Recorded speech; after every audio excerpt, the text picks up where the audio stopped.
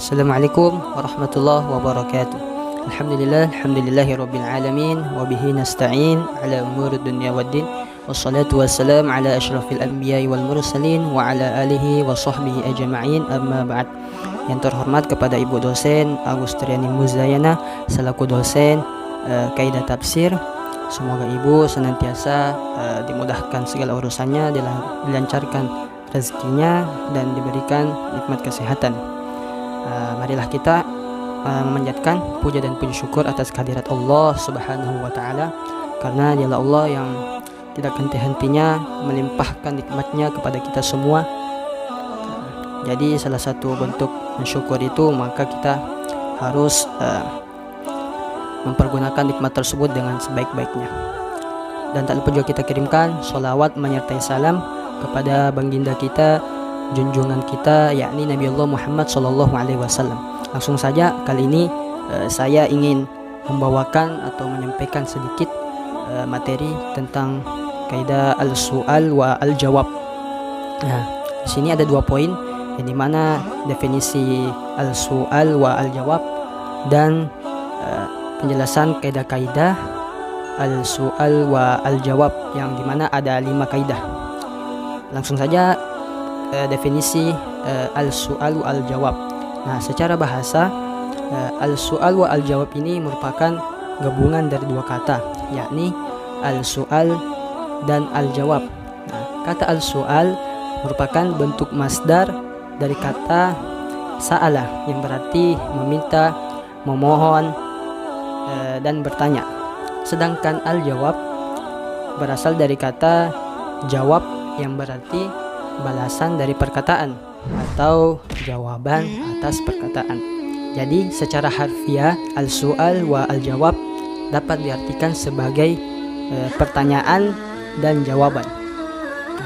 Dalam kaitannya dengan Al-Quran dan kaidah tafsir, maka al-su'al wa al-jawab ini merupakan salah satu uslub dalam Al-Quran, yang dimana di dalam Al-Quran juga terdapat ayat-ayat yang berisikan pertanyaan beserta jawaban atas pertanyaan tersebut. Contohnya ada di dalam Quran surah Al-Baqarah ayat 189 yang berbunyi, Bismillahirrahmanirrahim, Yas'alunaka 'anil ahillah qul hiya mawaqitu lin-nasi wal hajj. Nah, yang artinya mereka bertanya kepadamu Muhammad tentang bulan sabit. Katakanlah itu adalah petunjuk waktu bagi manusia dan ibadah haji.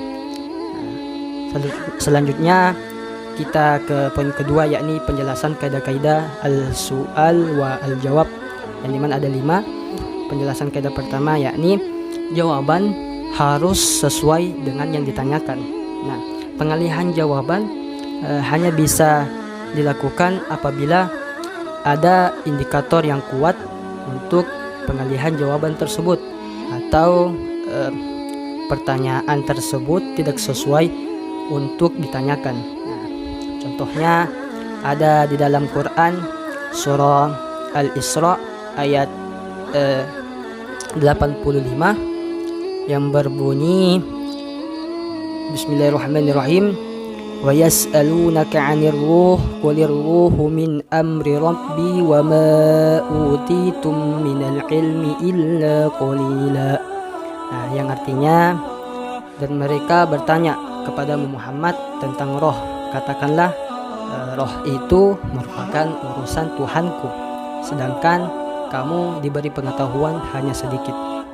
Nah, penjelasan kaidah yang kedua yakni jawaban terkadang dilebihkan atau lebih ringkas, tergantung konteks yang dibicarakan. Contohnya itu ada di dalam Quran surah Yunus ayat 15 dan Quran surah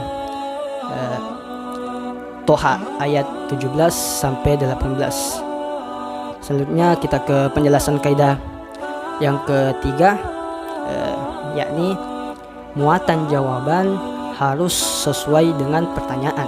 Nah, seperti penggunaan kata ganti harus sesuai antara pertanyaan dan jawaban.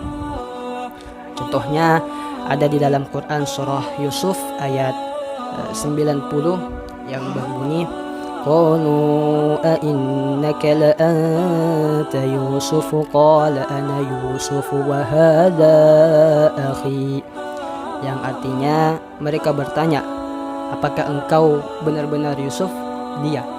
Yusuf menjawab, aku benar Yusuf dan ini saudaraku. Selanjutnya penjelasan kaidah yang keempat, yakni pada dasarnya bentuk kalimat antara pertanyaan dan jawaban itu harus sesuai. Jika pertanyaannya dalam jumlah ismiyah, maka jawabannya pun demikian. Tetapi terkadang juga dikira-kirakan. Contohnya itu ada di dalam Quran surah Yasin ayat 78 sampai 79. Selanjutnya kita penjelasan ke kaidah terakhir, yaitu kaidah kelima.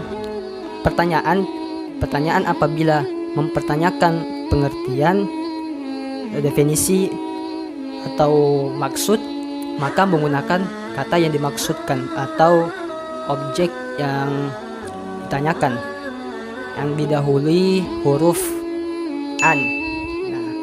Dan apabila pertanyaan yang bermaksud meminta, memohon, atau tentang keperluan, khususnya dalam persoalan materi, maka menggunakan objeknya langsung atau dengan menggunakan huruf min. Contohnya itu ada di dalam Quran surah Al-Baqarah ayat 219 dan surah Al-Ahzab ayat 53. Nanti teman-teman lihat sendiri ya. Ini merupakan tugas dari Ibu dosen. Jadi untuk mengefisienkan waktu, marilah kita tutup. Dan lebih kurangnya mohon dimaafkan. Unzur maqala wala tanzur man qala.